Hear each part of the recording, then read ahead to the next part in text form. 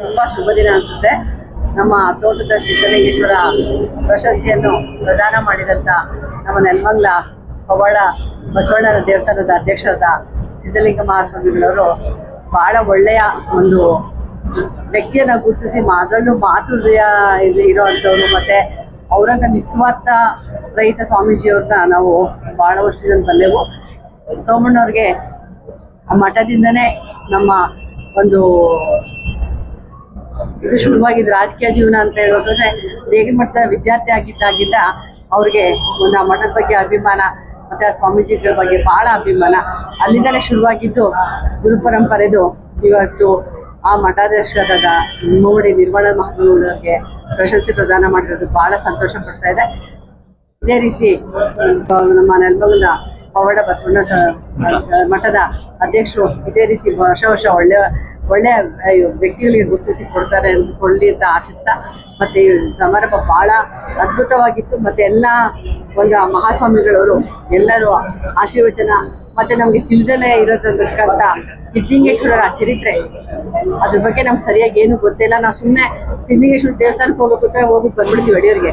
ಆದ್ರೆ ಇವತ್ತಿನ ದಿವಸ ನಮ್ಮ ಬೇಲಿ ಮಠದ ಸ್ವಾಮಿಗಳು ನಮ್ಗೆ ಅದ್ರ ಬಗ್ಗೆ ವಿವರವಾಗಿ ತಿಳಿಸ್ಕೊಟ್ರು. ಹಾಗೆ ಸಿದ್ದಲಿಂಗೇಶ್ವರ ಏನು ಯಾವ ರೀತಿ ನಮ್ಮ ಧರ್ಮ ಪ್ರಚಾರ ಮಾಡಿದ್ರು ನಮ್ಮ ಕರ್ನಾಟಕದಾದ್ಯಂತ ಭಾರತದಾದ್ಯಂತ ಅದೆಲ್ಲ ತಿಳಿಸ್ಕೊಟ್ರು. ಅವ್ರಿಗೆ ನಾವು ತುಂಬಾ ಚಿರಋಣಿಯಾಗಿರ್ತೀವಿ. ನಮ್ಮ ಭಕ್ತರಿಂದ ಎಲ್ಲ ಬಹಳ ಚಿರಋಣಿಯಾಗಿರ್ತೀವಿ. ಹಾಗೆ ಈ ಸಮಾರಂಭದಲ್ಲಿ ಯತಿವರಿಯರು ಬಹಳಷ್ಟು ಜನ ಭಾಗವಹಿಸಿದ್ದಾರೆ. ಅವರೆಲ್ಲರ ಒಂದು ಆಶೀರ್ವಾದ ಎಲ್ಲ ಭಕ್ತ ವೃಂದಕ್ಕೆ ಬದುಕಿ ಆಶಿಸ್ತಾ ನನ್ನ ಮಾತು. ಅನುಪಸ್ಥಿತಿ ಕೇಂದ್ರ ಜನಪ್ರಿಯ ಸಚಿವರು ಅವರ ಒಂದು ಕಾರ್ಯಕ್ರಮದ ನಿಮಿತ್ತ ಅವರು ಒಂದು ಕೇಂದ್ರ ಸರ್ಕಾರದ ಒಂದು ಪೆನುಗೊಂಡದಲ್ಲಿ ಒಂದು ರೈಲ್ವೆ ನಿಲ್ದಾಣನ ಉದ್ಘಾಟನೆ ಮಾಡಬೇಕಿತ್ತು.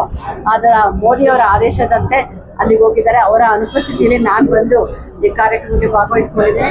ನಮ್ಮ ಅಧ್ಯಕ್ಷ ಎಲ್ಲ ನಮ್ಮ ಸಮಿತಿಯವ್ರಿಗೆಲ್ಲರೂ ನನ್ನ ಒಂದು ಧನ್ಯವಾದಗಳು ತಿಳಿಸ್ತೀನಿ. ಯಾಕಂದ್ರೆ ಅವರೆಲ್ಲ ನನಗೆ ಕರೆದು ಒಂದು ಮಾತಾಡಲಿಕ್ಕೆ ಎರಡು ಅವಕಾಶ ಕೊಟ್ಟರು. ಅವ್ರಿಗೆಲ್ಲರಿಗೂ ನನ್ನ ಧನ್ಯವಾದಗಳು ತಿಳಿಸ್ತಾ ನನ್ನ ಸಮಾರಂಭ ಸಕ್ಸಸ್ ಆಯ್ತು. ನಮ್ಮ ಇವತ್ತಿನ ದಿನ ತೋಟದ ಸಿದ್ದಲಿಂಗ ಶ್ರೀಯವರ ಜಯಂತ್ಯೋತ್ಸವ ಕಾರ್ಯಕ್ರಮ ಬೆಂಗಳೂರಿನ ಎಲ್ಲ ಭಕ್ತಾದಿಗಳು ಜೊತೆಗೆ ಅನೇಕ ಮಠಾಧೀಶರೊಟ್ಟಿಗೆ ನೆರವೇರಿದೆ. ಭಕ್ತಿಪೂರ್ವಕವಾಗಿ ಆಗಿದೆ ಈ ಒಂದು ಕಾರ್ಯಕ್ರಮ.